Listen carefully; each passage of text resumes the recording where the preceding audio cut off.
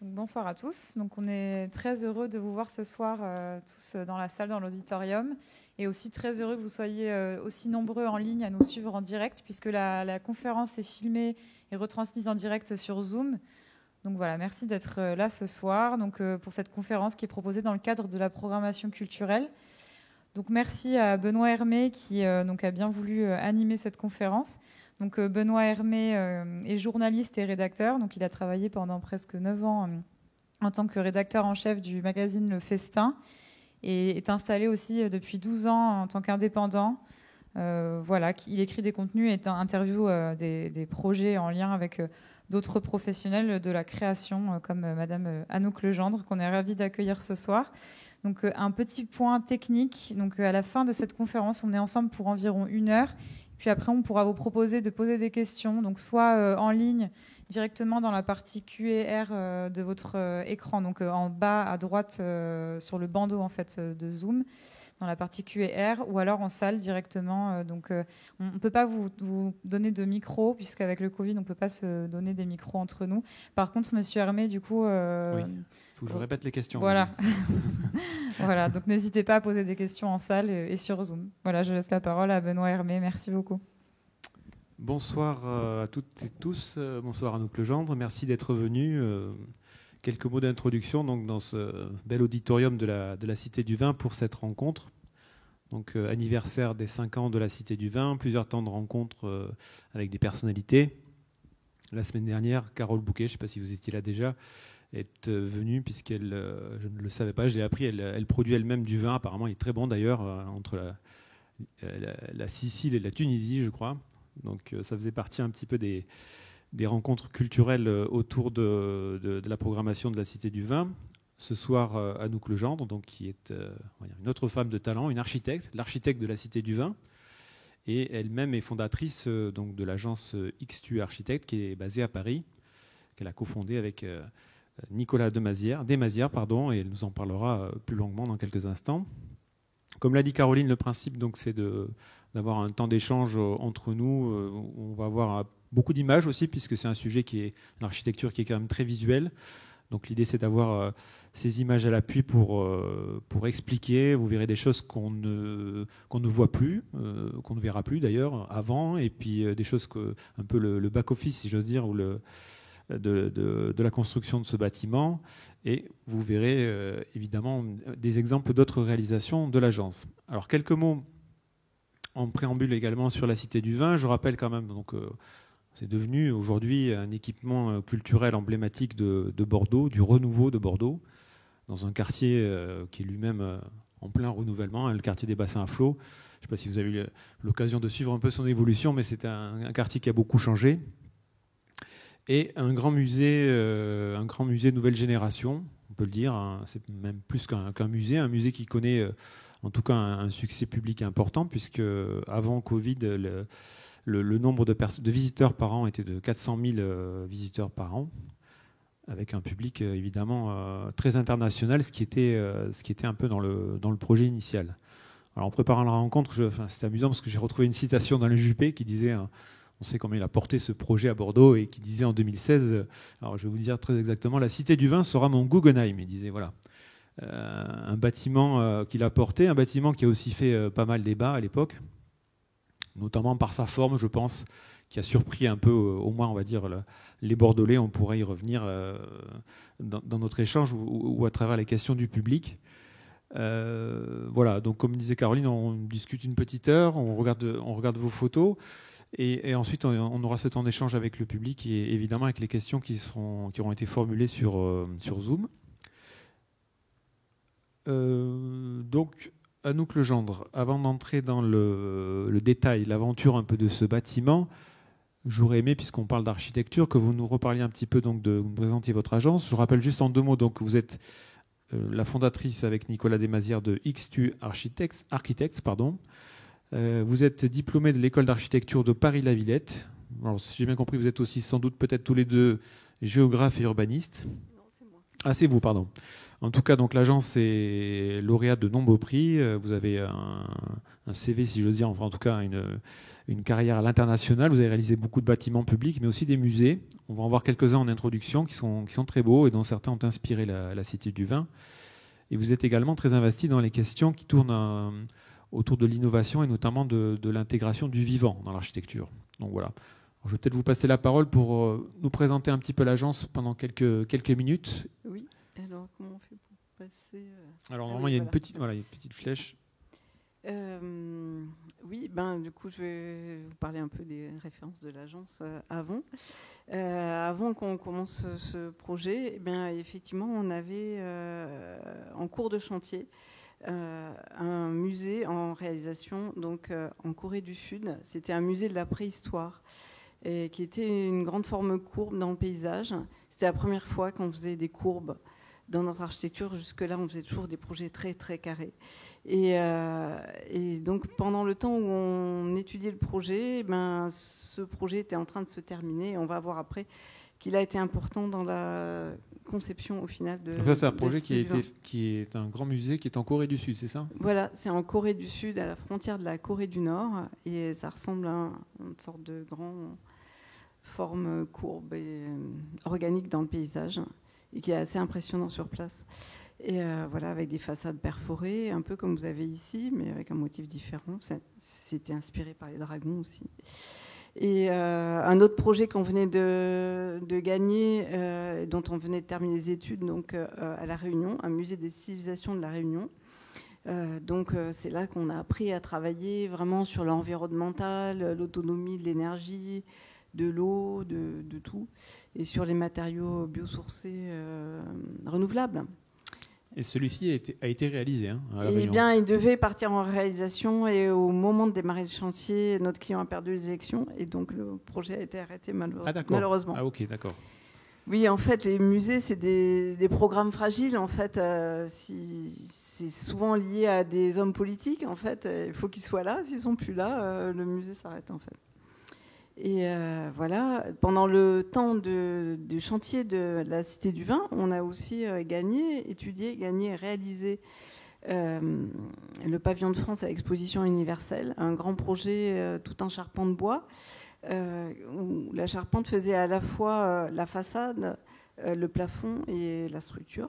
Celui-là, on ne peut pas s'empêcher quand même de penser aux voûtes qu'il y a dans la Cité du Vin, dans le parcours en bois. Oui, il y a des parentés. Je rappelle que ça a été fait au même moment, en fait. Oui. On n'avait même pas encore construit les charpents de la Cité du Vin, qu'on était en train d'étudier ça. Et donc, en particulier, ce qui est intéressant dans ce projet, c'est qu'on a travaillé sur des robots de dernier cri qui venaient d'être achetés par les charpentiers, qui permettaient de découper le bois dans toutes les dimensions. Et donc, ça permettait une totale liberté de forme.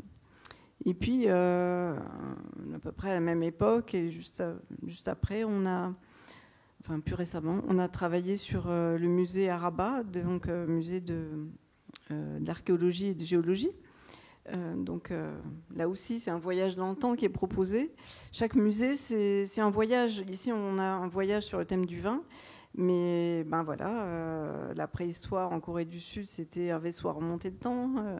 Ici, c'est la géologie, donc ça fait penser un peu quand même à une pierre taillée aussi, et à un rocher en fait. Et voilà l'intérieur. Et puis, il y a une toute autre dimension de l'activité de l'agence, donc, qui est toute la recherche sur l'environnement, et notamment avec le végétal, avec deux branches, l'une sur la relation avec le végétal vivant, les plantes. Et on a perdu, pardon. Ah, on a un petit souci technique dans le déroulé. Oui, j'ai vu que vous parliez notamment de biofaçade, pardon. Et voilà, et la deuxième branche qui est à droite, on va peut-être trouver voilà, c'est ça, c'est les biofaçades. C'est des capteurs solaires biologiques de demain. C'est des façades qui sont remplies d'eau. Et à l'intérieur, il y a du plancton, et on cultive ce plancton et on va le récolter. Et comme ça, on va pouvoir faire des protéines végétales au cœur des villes. Beaucoup plus écologique que les protéines animales. C'est en Alors étude. Ça, c'est un projet. On a gagné un projet, celui-ci, là, qu'on a gagné dans le cadre du concours Réinventer Paris. Et on vient d'avoir le permis modificatif. Et donc, le chantier va pouvoir commencer au mois de septembre, en fait. Et donc ça, c'est des logements avec ce système de façade. Et dans le même projet, on a aussi une petite tour avec des balcons qui font jardinière, donc pour élever des arbres dans la façade. Juste peut-être avant d'attaquer dans le vif du sujet la Cité du Vin, l'agence, vous êtes nombreux, enfin, c'est une grosse agence, vous êtes implanté depuis longtemps à Paris et puis dans le monde. Alors ça fait presque 30 ans qu'on travaille, ça fait 20 ans qu'on s'appelle XTU. Et au moment de la Cité du Vin, on était environ 25, maintenant on est un peu moins, on est une quinzaine après le Covid. Et XTU, pardon, du coup, ça veut dire quoi? Alors, Parce que je me suis posé la question. C'est barbare comme nom. Barbare, non, mais c'est un peu énigmatique, on va dire, quoi. En fait, notre première agence s'appelait Situ parce qu'on s'intéressait aux problèmes de sites. Je suis géographe aussi. D'accord. Et on s'intéressait aussi à la recherche en architecture, et d'où le X, parce qu'en mathématiques, le X, c'est ce qu'on cherche. Et c'est le problème qu'on cherche à résoudre. Et donc, quand on a créé la deuxième agence, on a fait la contraction entre le X et le Situ, qui était le site. C'est pour dire qu'un projet d'architecture, c'est une profession de foi, c'est une recherche en relation avec le contexte, le site au sens large, c'est-à-dire le site physique et géographique, mais aussi le contexte social, économique, et les demandes du client, etc. Exactement ce qu'on va voir là. Oui, voilà ce que j'allais dire. Finalement, même si on est surpris au premier abord par la forme de la Cité du Vin, et puis si elle a quelque chose qui ne doit pas être du banal sans doute, malgré tout, vous dites que dans votre réflexion, en permanence, il y a cette relation au contexte, quoi. Peut-être effectivement, on peut commencer avec un petit peu la présentation de la Cité du Vin comme exemple. Photo quand même, alors on ne se rappelle plus trop comment c'était avant en fait, déjà quoi, on a oublié. Et alors voilà, le site, on l'a découvert le 2 janvier. Un jour, il faisait très froid, très brumeux. Le pont est en construction au fond, c'est ça? Le pont n'était pas construit encore. Ah oui. On en avait connaissance par les modèles 3D, mais on ne savait pas quel effet il ferait réellement dans le site. Il fait 78 mètres, le pont. Et nous, notre bâtiment, il fallait qu'il monte à 38 mètres. C'est pas facile de faire exister un bâtiment quand il est disposé derrière un pont de 78 mètres. Alors le pont culmine, les pylônes culminent à 78 mètres et la Cité du Vin à 38. À 38, d'accord. Et 45 en haut de la plume. Donc 38 dernier plancher, 45 en haut de la plume. Et la plume, c'est le toit, enfin la partie où tout à fait lourd. Et voilà, ce site, on l'a découvert et on a compris que c'était un endroit qui était assez intéressant parce que c'est le moment où la forêt des bords de l'eau, la ripisylve, reprend sa place après la ville de Bordeaux, qui a des quais très minéraux. Et là, tout d'un coup, on avait un univers de nature. Donc ça, c'est la première chose qu'on a vue. Oui, c'est un peu le bout des quais, enfin après les quais construits, quoi, les quais de Bacalan. Exactement. Et en plus, c'était particulièrement intéressant cet endroit parce qu'il était classé Natura 2000, parce qu'il y avait une vie sauvage assez forte à cet endroit-là, c'était protégé. Donc on a trouvé ça remarquable, on s'est dit qu'il fallait travailler avec ce thème. Mais ça rentrait en contradiction peut-être avec d'autres demandes des urbanistes, par exemple, qui voulaient quelque chose de très minéral, en continuité des quais de la ville, tout ça. Donc déjà, fallait-il aller du côté de la nature ou du côté de la ville? On vous a demandé à l'époque, c'est avant même le concours finalement, ou au moment des premières réflexions? Oui, quand on a fait un concours, on a un cahier des charges. Ouais. Et le cahier des charges, il donne le programme, le contenu, mais il donne aussi le cahier des charges urbain fait par l'urbaniste qui urbanise la zone autour et qui imaginait la ville et le quartier des bassins à flot, qui a vraiment une typologie un peu industrielle. Tout à fait, qui est très marquée et qui marche très bien. Mais donc, ils imaginaient qu'on allait faire quelque chose dans la suite de ça. Et en fait, nous, on a pris le parti, finalement, d'aller du côté de la nature. Mais dans ce site, il y avait aussi d'autres dimensions. Il y avait aussi une dimension industrielle. Notamment, on est à l'entrée du port. Il y avait des grands silos qui étaient là. Je ne sais pas s'ils y sont tous, mais en tout cas, il y en avait pas mal. Et plus loin, il y a encore ces silos. Ce site, il est aussi dans l'anse de la rivière. Hein. C'est quand même le port de la Lune, donc ça tourne.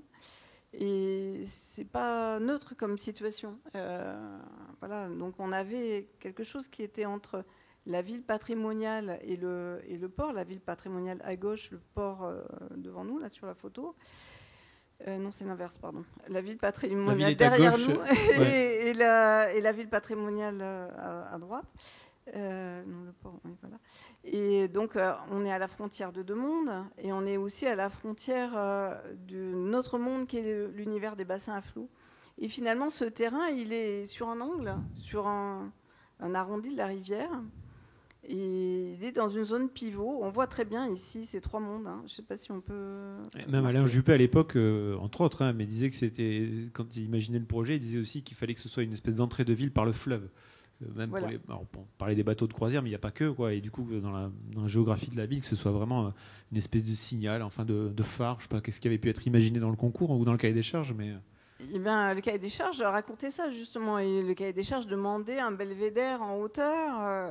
Et puis, quand on voyait la physionomie de la ville, on voyait bien qu'on était à l'entrée de la ville et que ça appelait un phare. En fait, c'était autrefois tout un port, tout ça, et ça l'est toujours d'ailleurs. Et donc, il fallait quelque chose qui marque l'entrée de la ville. Et donc, la forme ronde est venue assez logiquement là-dedans, par rapport à ça. Et alors, voilà, donc à partir de ces ambiguïtés du site, est-ce qu'on allait aller du côté de la ville ou du côté du fleuve? Est-ce qu'on allait aller dans une architecture plus portuaire ou industrielle? Il fallait qu'on choisisse. Comment allions-nous choisir quel projet faire? Et quand il disait je veux mon Guggenheim, enfin, ou je veux que ce soit ça compte aussi. Enfin, je veux dire, il y a un côté un peu, voilà, on donne une dimension un peu nouvelle à la ville et ça passe par un grand musée ou quelque chose d'un peu culturel aussi, alors, touristique. Justement, dans les contraintes qui nous étaient données, il y avait des demandes différentes. L'urbaniste voulait quelque chose de très industriel qui continue les bassins à flot et finalement assez discret dans cet ensemble pour que les bassins à flot aient une vraie unité. Et par contre, on voyait bien que les élus voulaient un Bilbao, un Guggenheim, etc., une ambition internationale qui marque les esprits.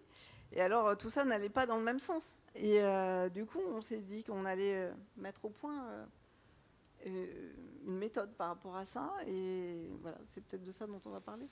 Tout à fait.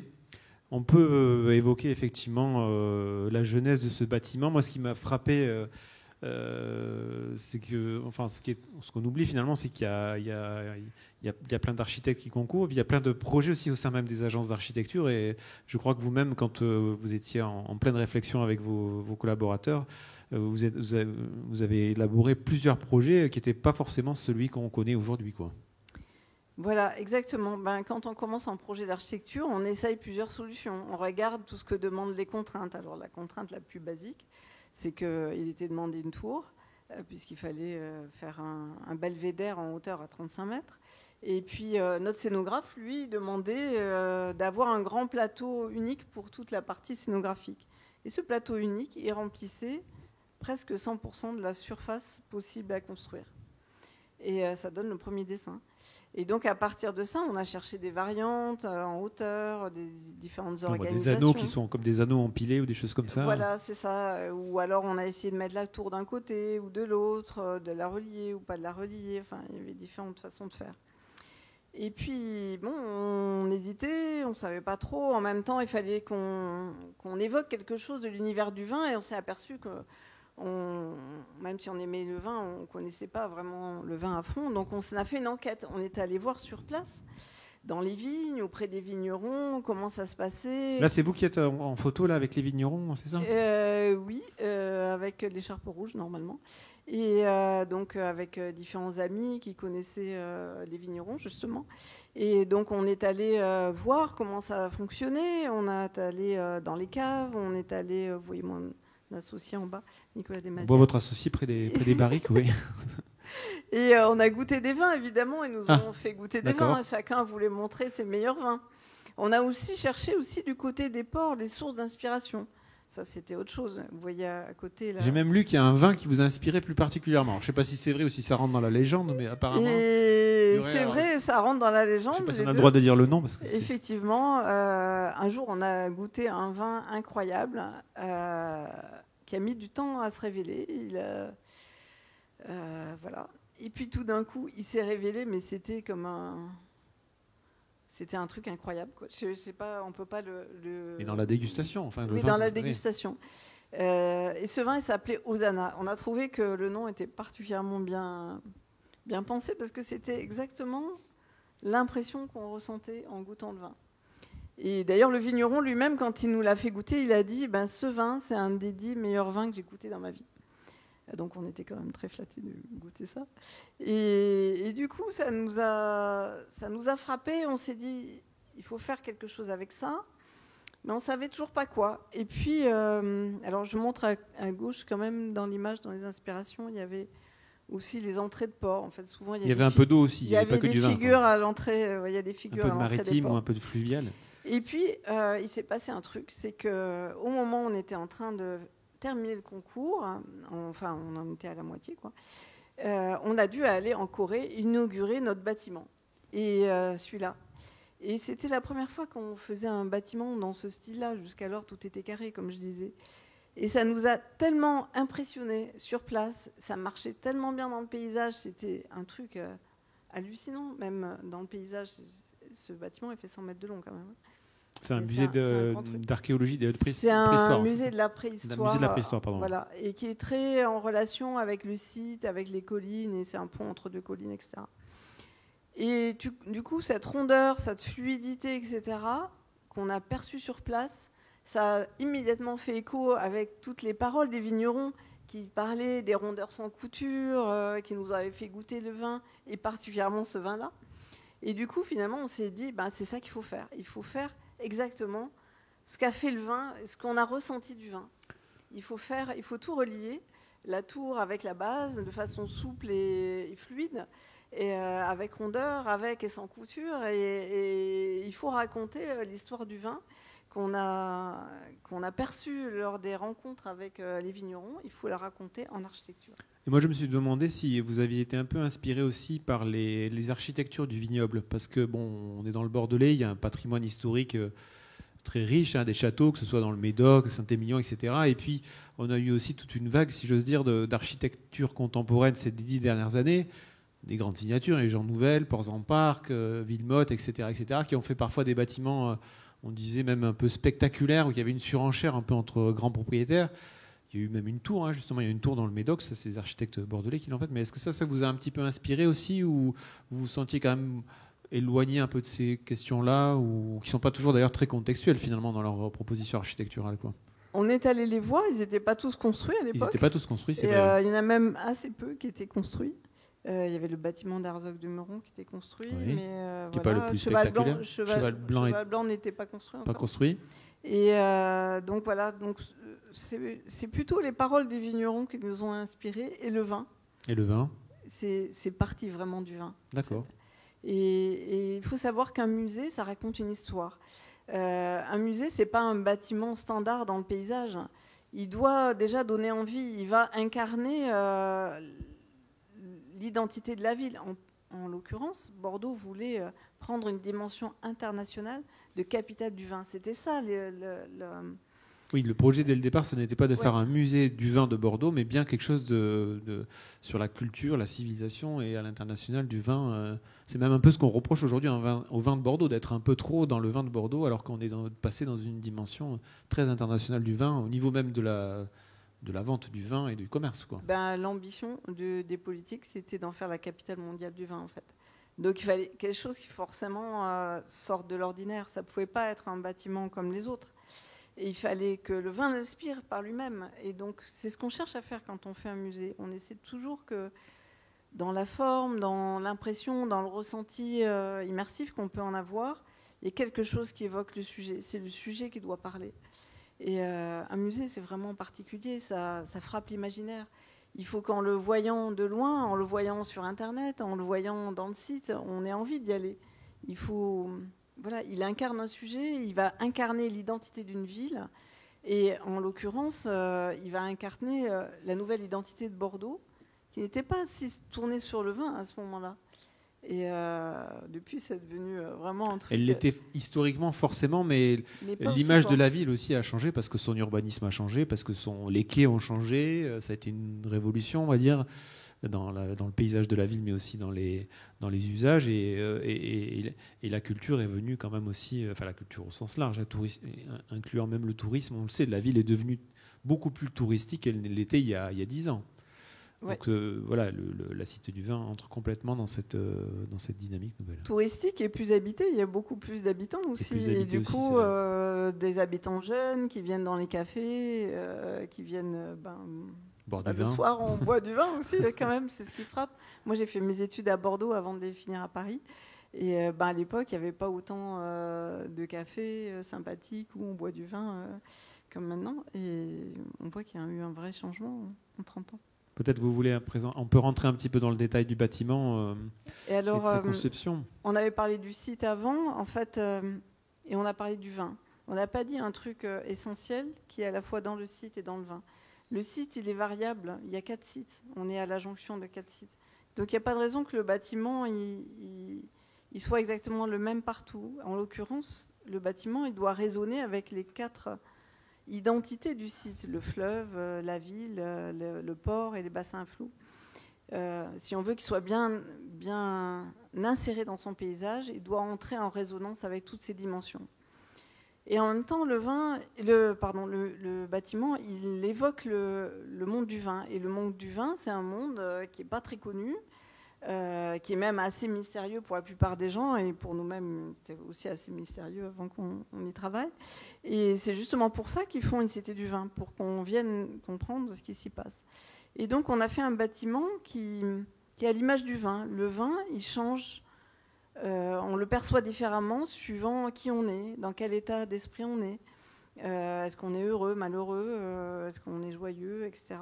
Les anciens disaient le vin est le miroir de l'âme. Et donc, il y a ce côté changeant qui va changer aussi avec la température, le climat, les conditions. Est-ce qu'on le boit avec des amis ou pas ?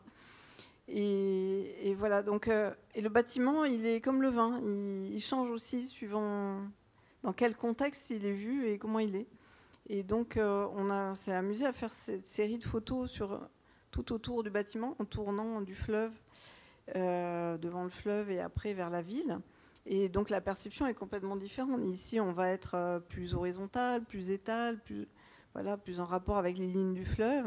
Et ici, côté ville, on va être plus vertical. Dans la perspective des lignes du tramway, on a presque l'impression d'être dans une grande ville portuaire, en fait. Il y a ce langage des structures. Et quand on est au sommet du Belvédère, on a aussi un point de vue qu'on n'avait pas auparavant sur la ville, c'est-à-dire un morceau de ville qui a changé, mais bon, il y a le pont, et puis c'est une géographie de la ville qu'on connaissait moins. De fait, on redécouvre, entre guillemets, quoi. Et c'est tout l'intérêt du Belvédère, c'est que ça permet aussi de recomprendre l'identité de la ville, ses transformations. Enfin, ça a été un immense chantier ces dernières années, et c'est assez intéressant de voir ce grand laboratoire urbain qui est devenu Bordeaux. Et voilà, donc une forme variable, une forme vrillée qui tourne un peu. Rien n'est droit dans ce bâtiment. C'est plutôt courbe et tournant, comme ce mouvement qu'on retrouve récurrent chez les goûteurs de vin. En fait, le vin tourne dans le verre, on l'aère pour qu'il se révèle. Et là, dans un musée comme celui-là, c'est un peu la même chose. Les visiteurs, ils tournent pour monter autour du patio central. Et c'est un flux qui est souvent fréquent dans les musées. On tourne autour d'un point central.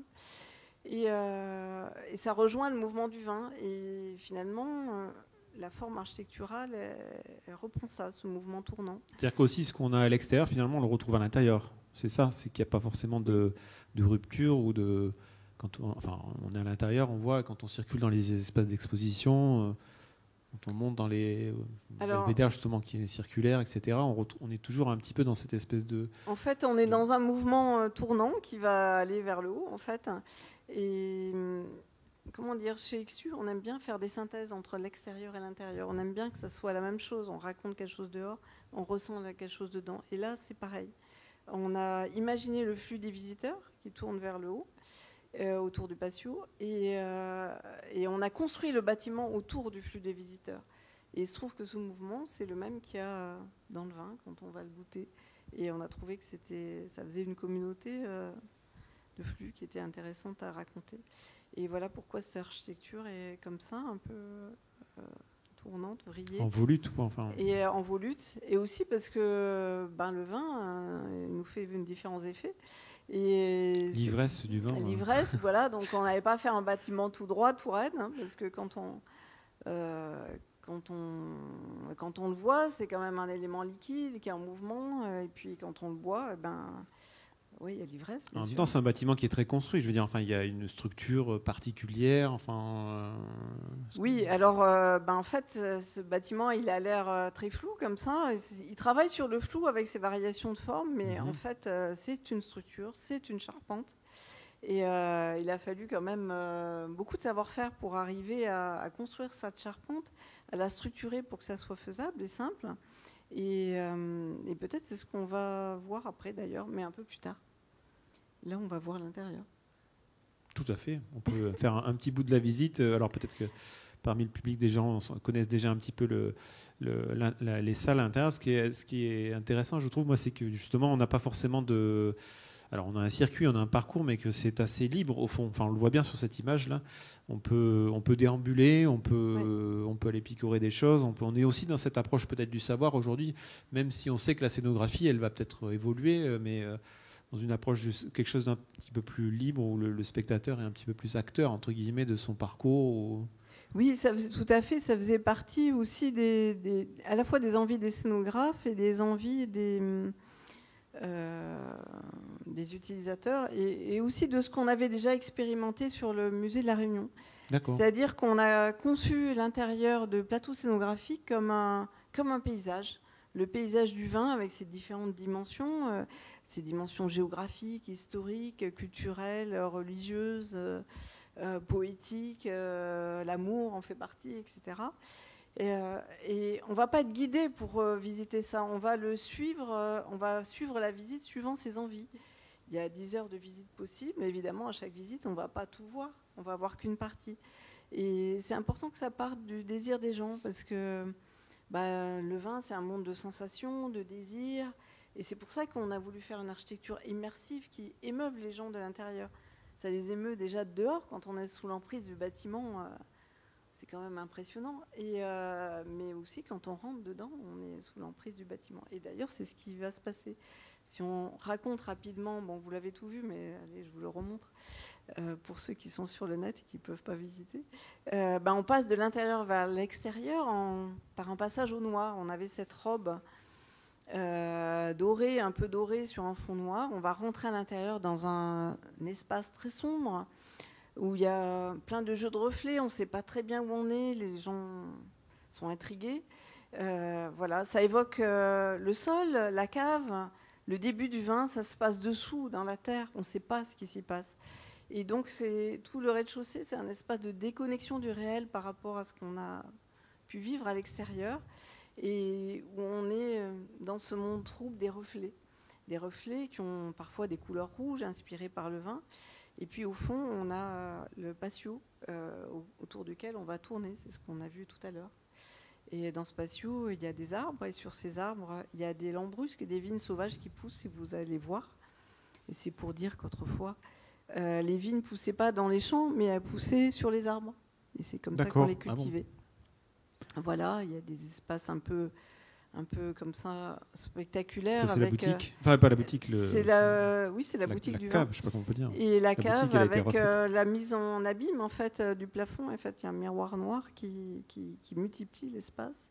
Et là, on va rentrer, on va découvrir aussi l'auditorium où on est. L'auditorium. Ouais. Qui est comme là aussi une sorte de caverne en bois. On commence à voir apparaître l'univers du bois, qui va être de plus en plus présent au cours de la visite. D'ailleurs ces cylindres, ces fûts, c'est des tubes en bois. Ce sont des tubes en bois, d'accord. Qui font comme un grand plafond, un lustre suspendu avec des lumières insérées dedans. Et en haut du belvédère, on va trouver un autre grand lustre qui ressemble à celui-là, mais qui est fait avec des bouteilles. Oui, donc le bois, les bouteilles, le verre, tout ça, c'est des matériaux qui sont très importants dans le monde du vin. On pense au verre, mais on ne pense pas au bois. Mais le bois, c'est important parce qu'il n'y a pas de vin sans forêt et sans bois.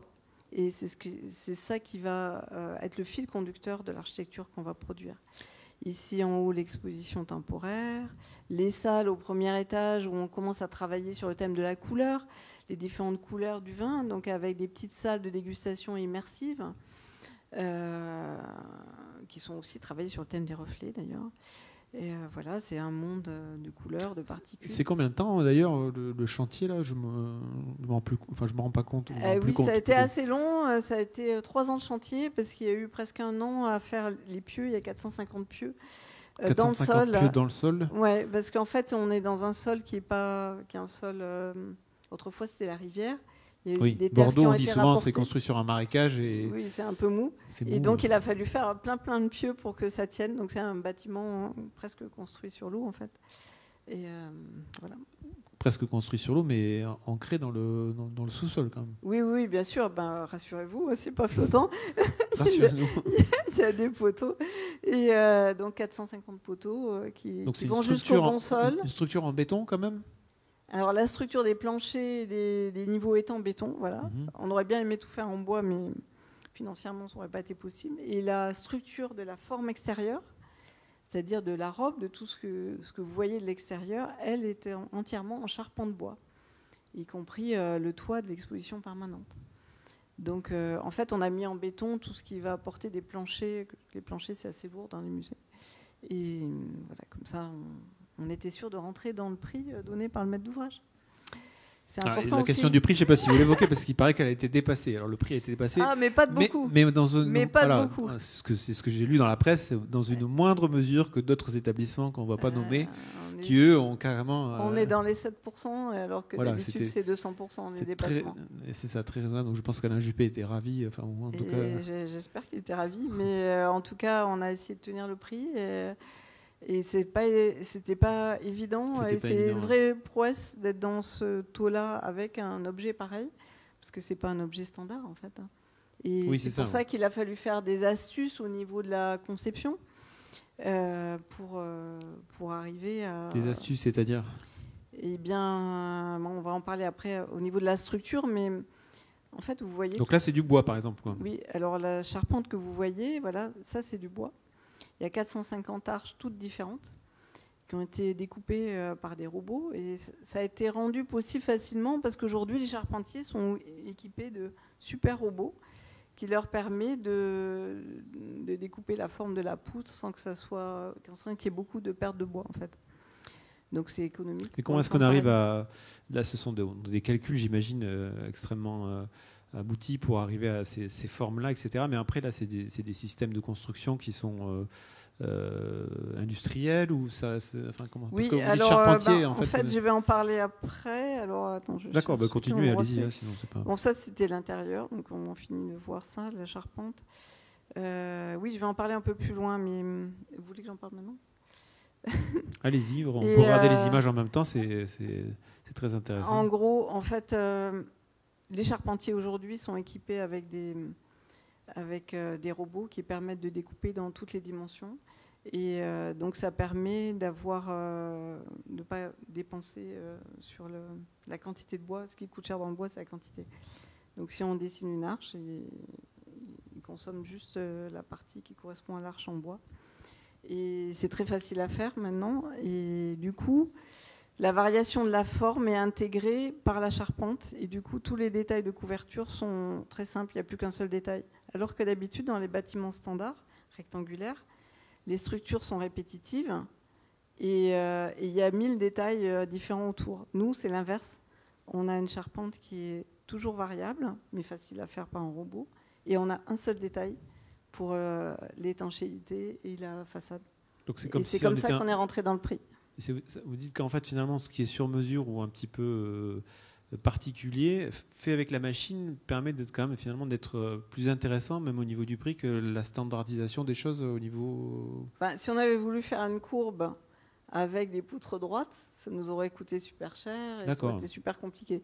Si on fait juste la courbe qui suit la courbe, au lieu d'avoir une partie verticale, une partie horizontale, un toit, machin, avec des tas de choses différentes, on a un seul mouvement et un seul détail de couverture sur l'ensemble. Et du coup, pour les ouvriers qui vont venir sur le terrain, ça va être plus simple. Bon, tout ça, on ne l'a pas trouvé tout seul, on l'a trouvé en discutant avec des entreprises aussi. Il y a eu un travail collaboratif avec des entreprises que je salue d'ailleurs. Et c'est ça qui a permis de trouver ce détail qui règle tout simplement. Voilà, donc cette charpente, on la voit quand on est dans le belvédère, et donc c'est la fin du parcours. Et après, dans le belvédère, on arrive sur ce fameux plafond des bouteilles, où vous avez 4000 bouteilles, ça fait 8000 avec l'effet miroir, donc qui marque tout le plafond de façon un peu spectaculaire, et qui renforce l'effet de panoramique à 360 degrés qu'on peut avoir dans cette vue-là. En fait, à droite, c'est un effet miroir. Mais quand on voit l'espace en premier lieu, on a l'impression que c'est panoramique à 360 degrés. Et donc, l'expérience du belvédère, c'est qu'on retrouve tout le lien avec le paysage et on a un super observatoire pour aller voir toutes les transformations de Bordeaux dans les différents quartiers. Et le oui, je crois qu'il y a même une signalétique maintenant qui a été mise en place récemment dans le belvédère pour indiquer peut-être aux visiteurs, parce que même pour les Bordelais, je pense, il y a des choses auxquelles on ne pense pas forcément. On sait que la ville, elle change, elle a changé. On sait que là, on a un point de vue qui est assez exceptionnel, mais on ne sait pas toujours finalement ce qu'il y a de remarquable dans ça, puisque c'est la ville qui est en train de se faire, d'évoluer elle-même, si j'ose dire, quoi. Donc c'est intéressant pour une ville d'avoir un belvédère. D'ailleurs, c'était demandé comme ça dans le programme, parce que ça permet aux habitants de prendre conscience de ce qui se passe dans leur ville. Sinon, on ne le voit pas.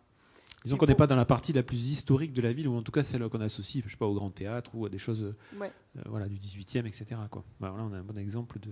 Mais en fait, il y a plusieurs villes à Bordeaux. Il y a la ville historique patrimoniale, il y a le port, il y a les bords du fleuve, il y a les bassins à flot, voilà, plein de choses. Et vous trouvez que c'est intéressant justement pour ça, cette géographie de la ville, un peu vous qui connaissez bien plein de villes à l'étranger, dans le monde entier? Aujourd'hui, Bordeaux est considéré comme le grand laboratoire de l'évolution de la ville en France. Il y a eu plein d'expériences qui ont été faites. Et je pense que ce n'est pas fini, les expériences, puisqu'il y a des nouvelles équipes et sans doute il va y avoir des nouvelles approches de la ville. Là, on peut dire que la nouvelle municipalité a prévu de faire pas l'inverse, mais oui, mais justement, travailler dans un sens tout à fait autre. Travailler sur la ville déminéralisée, travailler sur la ville avec plus de végétal, c'est intéressant, c'est dans l'air du temps.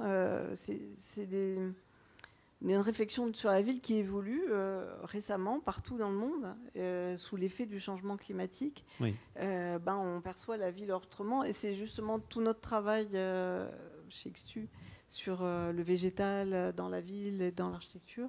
Il est lié à ça, à cette nouvelle approche bioclimatique de la ville et déminéralisée de la ville. Donc il ne faut pas avoir une vision figée des choses, puisque même si que ce soit le pont ou la Cité du Vin, sont un peu marqués dans le temps par un homme politique, on va dire. Aujourd'hui, les choses changent aussi et la ville doit continuer à changer avec cet environnement-là.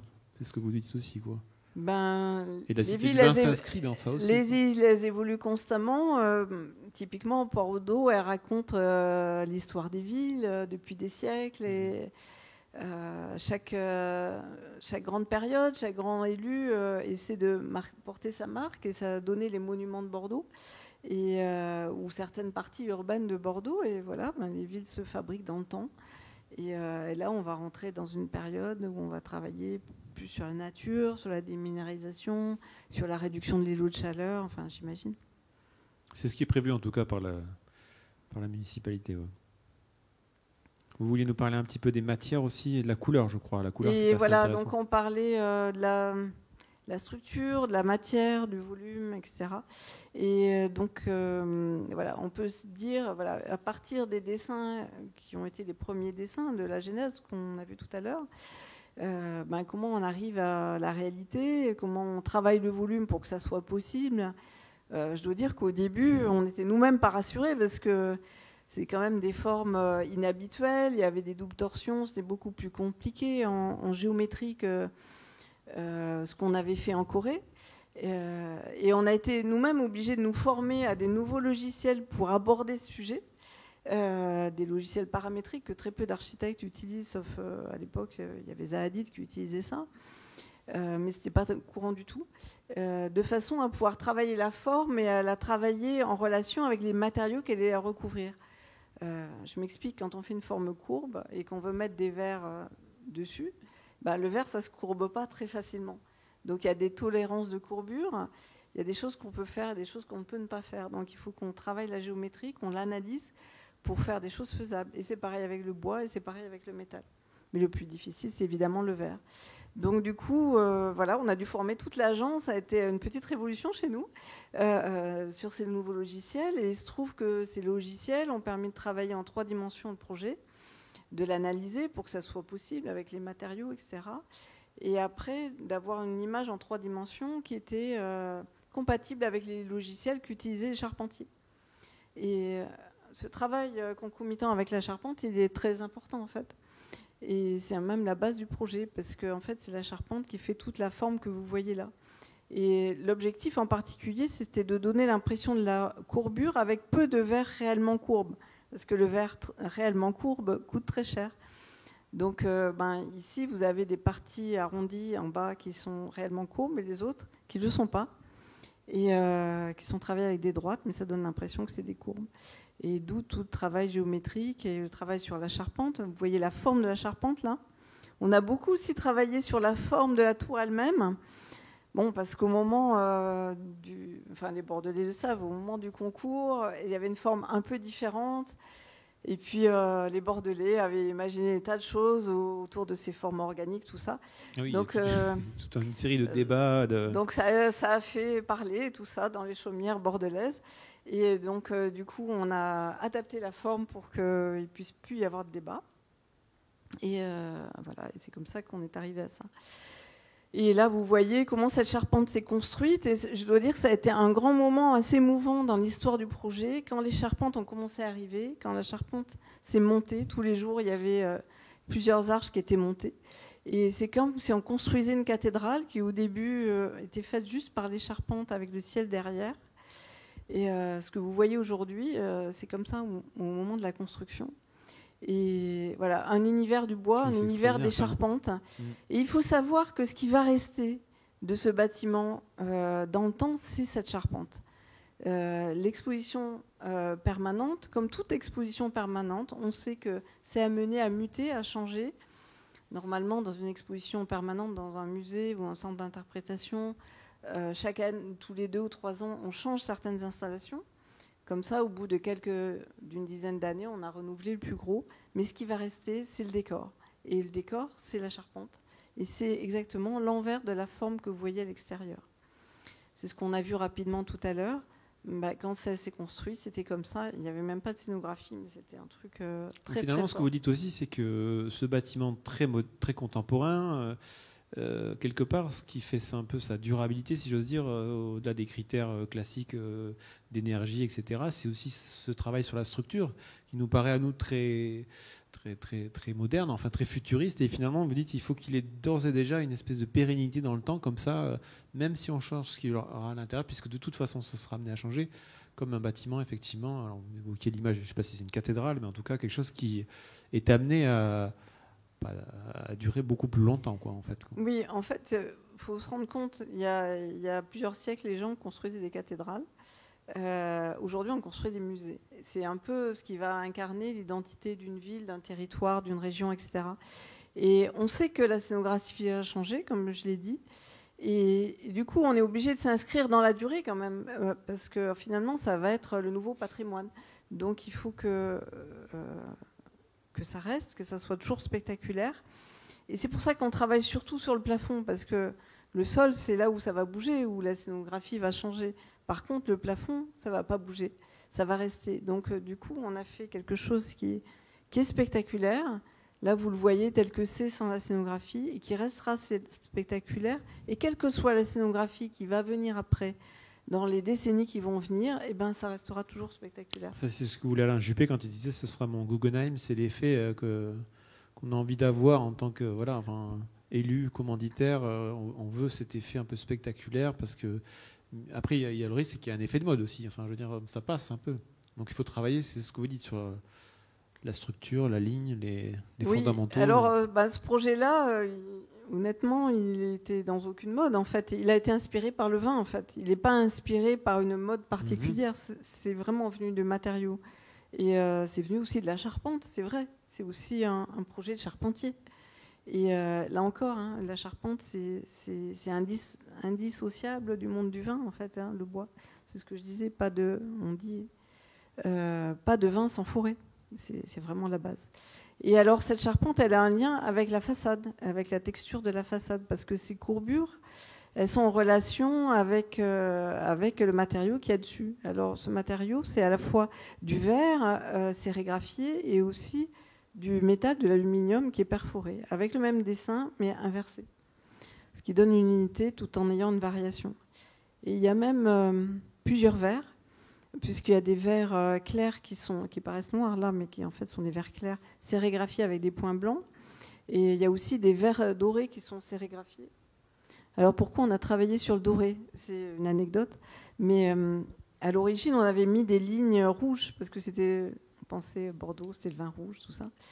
Et alors ces lignes rouges qu'il y avait dans le projet à l'origine du concours, quand on les regardait de loin en passant vite, ça faisait une petite couleur un peu rosée qui, avec la forme organique en plus, ça n'allait pas trop finalement. Ça avait fait parler les Bordelais. Pardon, mais les débats, on ne va pas refaire l'historique, ou alors on laissera la parole au public après, mais les débats qu'il y a eu sur la forme, etc., avec toutes les analogies qui ont pu être faites, ça à un moment donné quand même, ça paraît anecdotique ou un peu, voilà, mais en fait ça joue quand même aussi sur le travail de l'architecte qui doit réviser un peu sa copie. Enfin, je veux dire, oui, alors on ne pouvait pas laisser ça en fait. On ne pouvait pas laisser parler à ce point-là, même si on a imaginé un projet qui soit comme le miroir de l'âme, comme le vin, qui soit son image changeant et variable suivant le visiteur, on ne pouvait pas non plus laisser cette impression. Okay. Donc on a adapté la forme, on l'a fait plus tendue, plus élégante aussi, sans doute, et moins rugueuse en tout cas, elle était plus rugueuse au départ. Et on a travaillé aussi sur la couleur, on a beaucoup travaillé là-dessus, notamment avec la BF, qui nous avait fait fort justement remarquer que Bordeaux, c'était la ville au reflet doré. En fait, quand on regarde la pierre de Bordeaux, elle est teinte beige doré. Quand on regarde les grandes places, il y a aussi des reflets dorés dans ces monuments, dans les ferronneries notamment. Et donc finalement, on s'est dit, ça va faire le lien avec la ville patrimoniale. Et on va essayer de travailler sur une couleur plus inscrite dans la mémoire du lieu. Et d'où le reflet doré, et qui a été très difficile à trouver dans la réalité du matériau. On a fait une recherche dans l'ensemble du monde sur toutes les verres dorés, parce que souvent ils étaient un peu trop bling bling comme à Miami. Un peu trop clinquant. Ouais. Voilà. Et là, celui-là, c'était un verre espagnol qui avait des petits reflets qui répondait bien avec le végétal autour, et donc en faisant les essais sur place, on a trouvé que ça c'était une bonne solution. Et donc voilà, donc ça donne cette robe avec des variations de matière et de couleurs comme varie le vin en fait, de façon à avoir une fluidité, un côté changeant, des ombres parfois, des reflets à d'autres endroits. Vous avez remarqué aussi la partie en métal, donc qui est un peu couleur champagne. Alors, champagne pour du Bordeaux, c'était pas le but. On en boit aussi, vous inquiétez pas. Mais c'était un reflet particulier. Donc, pour ce matériau, on a fait une recherche avec un matériau qui est rempli de particules de mica sur sa surface. Et ces particules de mica vont renvoyer la lumière et les reflets de ce qu'il y a autour dans l'environnement. Et ce qui fait que son apparence change. Ça paraît doré par moments, plus gris à d'autres, au fur et à mesure que la forme tourne. Donc ça exprime de façon assez douce la rondeur de la forme, mais surtout ça renvoie l'éclat de l'environnement. Ce qui fait que quand vous regardez ce bâtiment de n'importe où, dans l'environnement et depuis la rivière, en fait c'est toujours raccord avec le site au niveau de la colorimétrie, et en particulier avec l'eau du fleuve. Par temps gris, alors ça je peux vous dire, on passe sur le pont, parfois ça vient un peu se fondre dans cette lumière qu'il peut y avoir, la couleur de la Garonne aussi qui évoquerait un peu justement ces teintes là. Et après là, il y a effectivement tout autres effets entre guillemets la nuit ou par beau temps. C'est vrai que c'est très très variable en fait. Alors, j'avais mis ces petites images quand même pour rendre hommage aux constructeurs et aux équipes qui ont monté ça. C'était tous des cordistes qui ont monté ça, les mêmes qui avaient construit le pont en fait, la même équipe. D'accord. Et voilà. Donc là, on voit aussi le travail de la géométrie dans des endroits un peu creux où la géométrie est un peu plus tendue. On a imaginé ces sortes d'écailles qui font comme des rugosités sur cette façade très lisse, très inspirée par la phrase « une rondeur sans couture » qui était la façon dont le vigneron avait qualifié le fameux vin dont je parlais, Hosanna. Voilà, des fois, dans le vin, comme dans ce bâtiment, il y a des rondeurs sans couture, mais des fois, il y a aussi du grain, des aspérités. Voilà, c'est plus rugueux. Et c'est pour ça que par moments, vous avez ces écailles. Voilà, on voit aussi dans la géométrie ce que vous voyez jamais, donc c'est une vue par drone, que la toiture, la façade et la toiture se continuent, il n'y a pas de rupture. Et on a intégré dans les zones plus grises, c'est tous les locaux techniques qui sont là. Et voilà, donc c'est une forme continue. C'est comme un grand corps qui fait à la fois l'intérieur et l'extérieur. Peut-être on pourrait conclure, parce que je vois qu'on arrive pratiquement au bout de l'heure, puis il y a des questions qui fusent là sur la tablette. De montrer quelques exemples. Alors on les a un peu vus au début, mais il y a des réalisations dans les musées. Parce que ce que j'aimais bien aussi, ce que vous disiez, c'est que finalement la Cité du Vin vous a inspiré, a été inspiré par d'autres musées, mais vous inspire aussi de nouvelles constructions et participe un peu à d'autres futurs musées que vous allez construire, voilà, dans la forme, mais aussi dans toutes ces expériences, j'imagine, constructives, de matériaux, des calculs, etc., quoi. Alors, oui, les projets en cours à l'agence, il y a d'abord des projets sur le végétal dans l'architecture. Toute la recherche qu'on fait sur l'intégration du végétal dans l'architecture, la réduction de l'îlot de chaleur, la déminéralisation de la ville, aussi bien en vertical qu'en horizontal. Et puis, deux grands projets qu'on fait actuellement pour le même client, d'ailleurs, qui est l'Écotarium de San Francisco, qui est un musée de l'écologie de la baie de San Francisco. Donc, c'est un bâtiment qui a une forme bio-inspirée par la mer, en fait. C'est construit sur l'eau. On y voit vous voyez en bas les formes rondes qui sont dans la façade, c'est nos systèmes de culture à algues en façade. Mais c'est aussi un grand démonstrateur de qu'est-ce qu'on peut faire d'écologique aujourd'hui en s'inspirant de la mer, en consommant peu et en se mettant à l'ombre, en ayant un toit solaire, en étant bas carbone, etc. Enfin, c'est toute l'approche écologique d'Ixtu, finalement, qu'on peut développer là-dessus. Sur un bâtiment comme ça, il y a une dimension écologique forte aussi, vous dites. Enfin, c'est pas forcément ce à quoi on pense quand on le voit, quoi. Ouais. On est attiré par la forme, il y a quelque chose d'un peu spectaculaire là aussi, mais on ne pense pas tout de suite au... Mais en fait, la forme, elle est économique, parce qu'en fait, créer une voûte, enfin, c'est vieux comme le monde, on a créé des voûtes pour passer d'un point à un autre avec peu d'appui et peu de matière. Il n'y a pas plus performant que la voûte, en fait. Donc ça semble de la forme plastique pour le plaisir, pas du tout. La voûte, comme ici, c'est plus économique. Pour faire une grande portée, ici on a des portées de 30 mètres, la voûte c'était ce qu'il y avait de plus simple, le moins cher et avec le moins de matière. Et aujourd'hui, nous on travaille beaucoup sur le moins de matière parce que c'est un des enjeux pour la planète, de consommer peu de matière, d'être à la fois résilient et sobre. Et donc là, on a une charpente qui est moins épaisse que celle qu'on a ici, qui est faite avec des structures croisées, avec très très peu de matière. Et ici, on a donc un autre projet qui reprend les mêmes principes que celui-là, c'est-à-dire aussi l'autonomie de l'eau, l'autonomie de l'énergie, la géothermie sur l'eau, etc. Et c'est un projet qui est à la Jamaïque, c'est un musée des climats, donc c'est une demande de l'ONU qui voulait faire un musée du climat et de la mer pour montrer les risques du réchauffement climatique par rapport aux océans.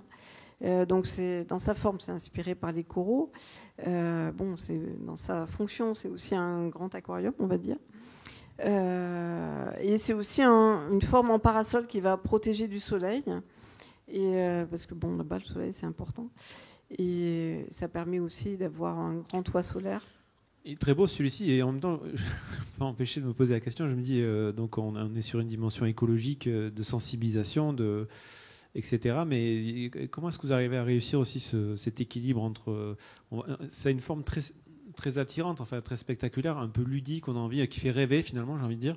Et en même temps, on se dit, bon, est-ce que le tourisme qui va avec, il est écologique? Parce que c'est un peu la problématique aussi qu'on a rencontrée à Bordeaux, enfin qu'on rencontre encore. On dit, les gens s'effraient à un moment donné, alors à juste titre ou à mauvais titre, mais enfin, on a le droit de se poser la question, savoir, quand on fait ce genre de complexe, est-ce qu'on est vraiment sur une dimension, on vous dit c'est des bâtiments bas carbone, etc., mais est-ce que c'est pas aussi un modèle économique touristique, en tout cas, qui est parfois un peu en contradiction avec ces missions-là? Enfin, je sais pas, c'est une question. Alors, c'est une bonne question. Déjà, je vais répondre sur le bâtiment écologique. C'est un bâtiment qui est construit sur l'eau, donc c'est une stratégie offshore. D'accord. Et il y avait une demande de très peu toucher au fond, enfin à l'intérieur de la mer. Donc en fait, c'est pour ça que c'est construit comme ça, parce qu'il y a un seul pied, il y a 3 coques avec un seul pied central, et tout est construit en équilibre, ce qui fait que finalement on a peu d'appui au sol. Vous voyez ici, on a 450 pieux. C'est énorme les fondations, ce que ça représente dans l'environnement. Si on fait ça sur la mer, ça va tuer tout l'écosystème. Là, on a quelque chose qui s'appuie sur les seuls points durs qu'il y avait sur le site à cet endroit-là. Et on a quelque chose de très respectueux finalement. On part de ces points durs, c'est comme un château d'eau finalement. Et on travaille sur l'équilibre et on travaille sur une structure résillée qui va avoir très peu de matière et qui va travailler sur la multiplication des résilles entre elles. C'est comme un os en fait. C'est inspiré par les os. Les os, pardon. En fait, les os, c'est une structure alvéolaire qui a peu de matière aussi, elle est assez écologique, donc c'est le même système qu'on a là, et qui va nous permettre de faire ça. Après, je vous passe tout, mais je vous raconte pas tout, mais on a des questions en plus là qui affluent sur l'autonomie le chat, sur l'eau, l'autonomie sur l'énergie, etc.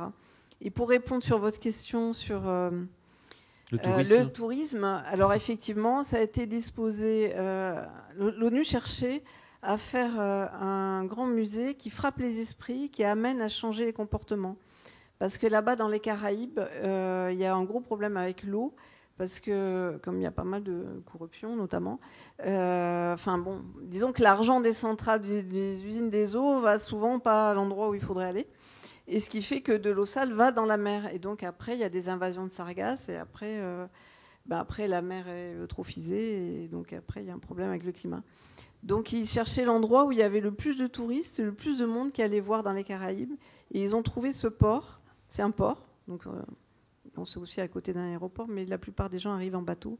Il y a 5 millions de visiteurs an, effectivement. Et ils se sont dit, c'est là que ça va le plus frapper les esprits. Alors c'est vrai que c'est du tourisme de masse. C'est sûr, mais c'est aussi une façon de prendre des gens là où ils sont. Ouais, voilà, il y a une intention louable, bonne, on va dire, et un beau bâtiment. On va peut-être revenir à la Cité du Vin. Donc, je vois que l'heure est écoulée. Questions sur le chat, et puis on peut mixer avec les questions, évidemment, dans la salle. Alors, il faut qu'on revienne un peu en arrière, parce que la première question qu'il y a sur l'écran, c'est... Alors, on revient à la Cité du Vin. Quel est l'usage de la rampe d'accès circulaire qui enrobe le bâtiment ? Effectivement, à un moment donné, ça m'a traversé l'esprit, puis je n'ai pas posé la question. Ah oui. À un moment donné, on voit donc la forme courbe de la Cité du Vin est entourée par un grand... Voilà, on la voit un peu, mais on la voit avant aussi, je crois. On va retourner. On la voyait sinon sur l'autre, puis vous visualisez le bâtiment. Alors voilà, on peut répondre directement à la question, vous inquiétez pas. Ouais, parce que là, ça va être long. Donnez-moi le truc, sinon je vais regarder. La zapette. Alors, quel est l'usage de la rampe d'accès circulaire qui enrobe le bâtiment, pardon. Alors, c'est passé. Oui, alors, vous vous rappelez qu'il était demandé dans le programme d'avoir un belvédère à 35 mètres ou 38 mètres, je ne sais plus. Et donc, c'est très haut. Et en fait, normalement, les pompiers ne peuvent pas arriver à cette hauteur-là. Normalement, c'est 28 mètres maxi. Et voilà, donc c'est là. La fameuse rampe. Donc on s'est demandé comment arriver à répondre à la demande du client qui voulait une tour assez haute pour qu'on la voie derrière le pont, et tout en conciliant avec la sécurité incendie. Et donc on s'est dit on va faire monter les pompiers 10 mètres de puce. Donc en fait cette rampe elle sert à faire monter les pompiers jusqu'au bas de la tour, ce qui fait qu'après il n'y a plus que 28 mètres pour sauver les gens. Donc on est réglementaire, sans avoir besoin d'avoir un bâtiment qui serait classé en IGH, qui est une catégorie qui demande beaucoup de contraintes et qui coûte très cher en gestion. En fait. Et ça, du coup, j'ai peut-être pas entendu, mais vous l'avez intégré dès le départ ou c'est Oui. venu en cours de route? Non, pas du tout. Je crois qu'on était les seuls à avoir répondu à la question sur ce point-là. Ah oui. Du belvédère à cette hauteur-là, plus les pompiers qui arrivent au bon endroit. Parce que dans les projets qui vous étaient concurrents, il y avait des tours aussi, forcément, puisque c'était dans le cahier des Oui, charges. c'était demandé, mais je ne pense pas qu'ils avaient résolu ce problème-là. Et d'autant plus qu'on ne pouvait pas faire les GH parce qu'il n'y avait pas de caserne de pompiers assez près pour pouvoir en faire un. Donc voilà, donc c'était un système simple et finalement assez low-tech pour résoudre le problème. Et qui s'intègre du coup à la forme du bâtiment, quoi. Et voilà, donc du coup on a fait des anneaux qui sont les uns dans les autres et la forme s'enroule dedans. Je continue peut-être avec les questions. Je ne sais pas où est Caroline, la Cité du Vin. Je continue avec les questions de la tablette. Alors, d'après vous, comment ce bâtiment va-t-il être perçu dans 20 ans? Est-ce qu'il va évoluer avec son environnement? Donc, c'était un peu la question tout à l'heure qu'on se posait sur la durabilité des architectures et ce bâtiment en particulier. Ben, je pense qu'il va être perçu comme il est perçu aujourd'hui, en fait. Parce que normalement, un bâtiment comme ça, c'est fait pour durer quand même un certain temps. Et nous, on l'a conçu vraiment pour ça. C'est pas un bâtiment à jeter. Et je pense qu'il se restera assez unique dans sa volumétrie, et alors que la ville aura évolué autour. Mais ça reste possible par le fait que finalement, c'est un monument du vin. Et voilà, c'est un bâtiment à part dans la ville. Question suivante. Si vous deviez refaire une Cité du Vin 5 ans après, que garderiez-vous ou que changeriez-vous? Ça, c'est la question. Qu'est-ce que vous ne garderiez pas, par exemple? Je crois que je le laisserai comme ça, en fait. Ouais. Et Il est parfait. Il est parfait, ce bâtiment. non, mais on l'a vraiment retravaillé. Après avoir gagné, on a vraiment retravaillé. Bon, par exemple, il y avait 2 volumes au départ. Finalement, on n'a plus qu'un. On a retravaillé très lourdement après avoir gagné le concours pour épurer tout ce qu'on pouvait épurer et arriver au minimum. Et on l'a vraiment étudié à fond. Épuré parce que c'est quelque chose qui vous tient à cœur, vous voulez dire, ou parce qu'il y avait des contraintes, ou les deux? Parce que, en fait, nous, on est très attentifs à faire une synthèse des choses, à faire, quand on fait une architecture, on veut qu'il réponde à tout en même temps et qu'il ne raconte pas plusieurs histoires en même temps, parce que ça doit marquer les esprits. C'est en fait une cité du vin, un grand musée culturel, c'est amené à devenir une icône de la ville. Il faut que ça soit simple, il faut que ça soit clair, il faut que ça marque les esprits, il faut que ça puisse faire le tour du monde. Et donc au début, on avait 2 volumes. Il y avait un 2e volume à gauche qu'on a finalement mis à l'intérieur du volume central pour des raisons financières, parce que ça a permis de réduire les coûts, mais aussi parce que comme ça, le projet était beaucoup plus clair. Et voilà. Il a failli quand même être tout en vert. Il faut le savoir. Au moment du concours, il était tout en vert. Et puis quand on l'a étudié, la robe dessus, ce qui faisait sens par rapport au vin. Et quand on l'a étudié, il fallait faire des économies, rentrer dans le budget. Donc on a fait cette proposition avec une partie en aluminium qui coûte moins cher et une partie en verre qui coûte plus cher. Et au moment de l'appel d'offres, il y avait 2 offres, celle-ci et une autre qui était tout en verre. Elle était un peu plus chère. Et peut-être que le tout c'est la en moins verre, chère qui est passée. Peut-être que tout en verre, si j'ose dire, ça serait peut-être trop mimétique, justement, avec le côté un peu carafe ou des choses comme ça. On a une architecture qui se distingue peut-être un peu de son sujet, finalement, parce qu'elle a ce mix de matériaux ou des choses comme ça. Enfin bon, peut-être. Personnel. Alors, il y a une question dans la salle, là. Peut-être on peut mixer les questions dans la salle. Alors, on n'a pas le droit de passer le micro. Donc, en fait, le principe, c'est que vous posez la question et je dois la répéter pour les auditeurs.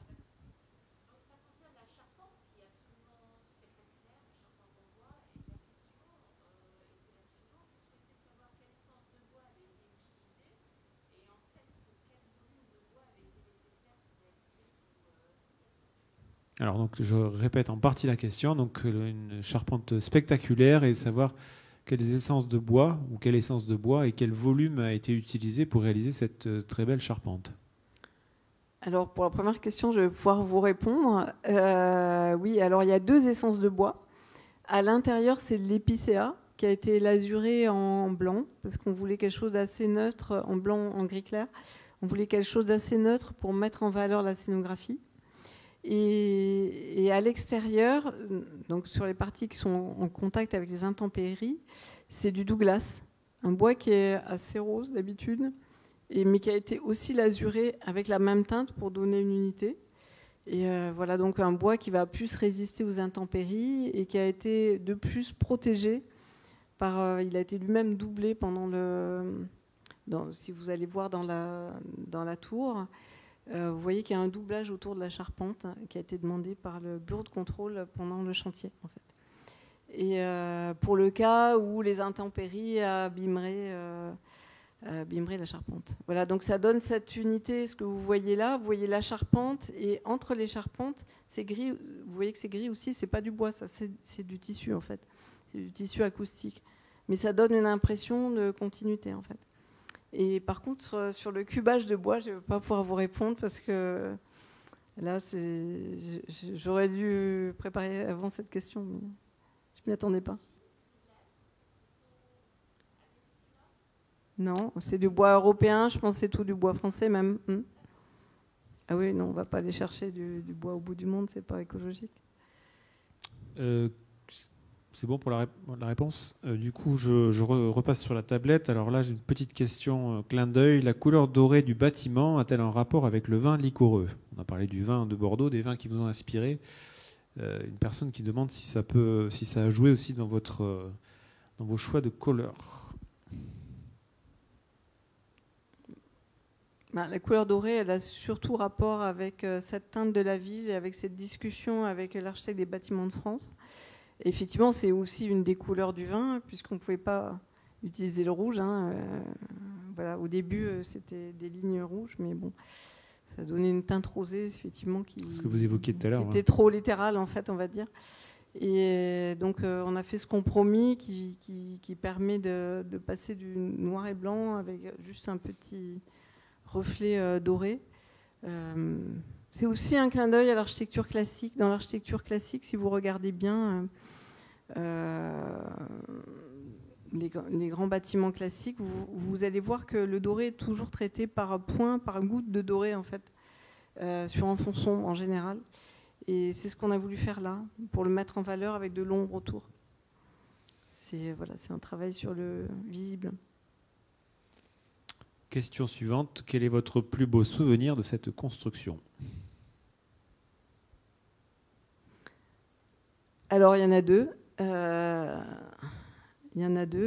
Effectivement, c'est une bonne question. Quand ils ont monté la charpente, ça a été quand même un sacré truc, quoi. Les images, en tout cas, qu'on a vues sont extraordinaires, quoi.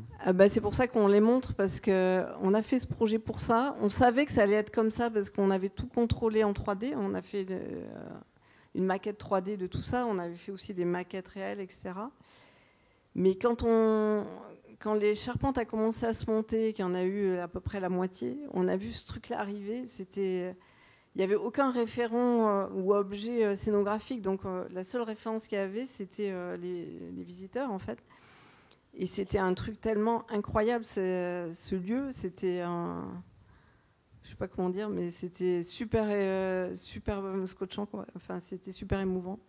Et alors le deuxième moment, c'est le premier jour où ils ont enlevé les échafaudages de la façade.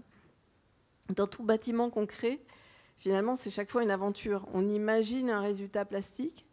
À chaque fois, on essaie de faire une expérience sur le visuel, sur les sérigraphies, sur le verre, sur les matériaux pour donner une impression.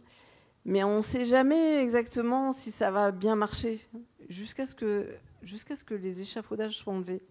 Parce qu'avant, il y a toujours quelque chose qui manque, il y a toujours un verre qui a été cassé, qu'il faut que l'entreprise change, il y a toujours un petit détail qui est mal fait, etc. Et puis, à la fin du chantier, en fait, les entreprises ont réparé tout ce qu'il fallait, ont tout bien mis.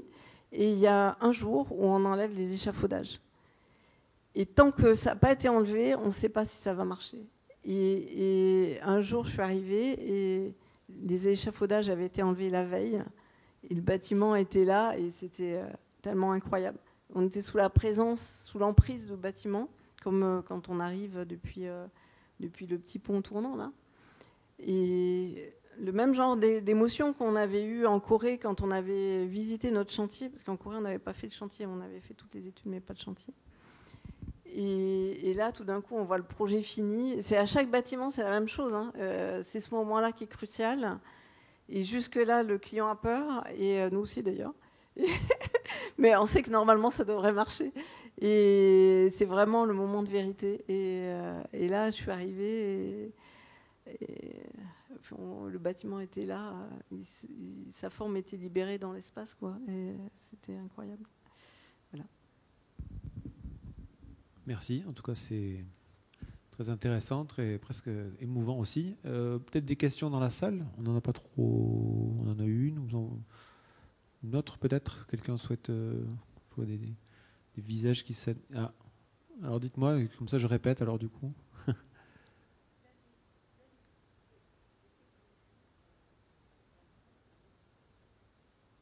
Il était prévu un plafond avec du verre. Ouais.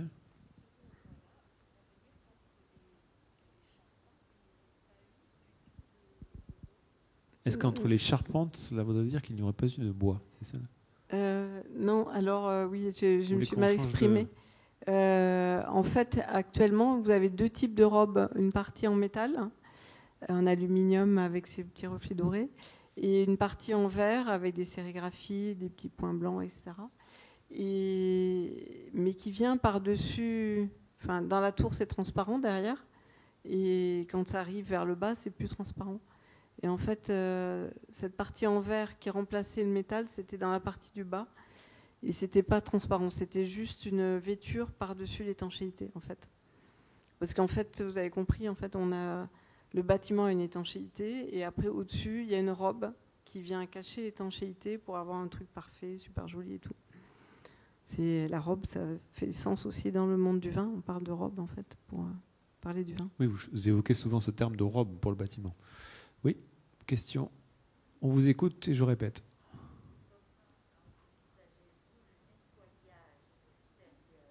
Ah.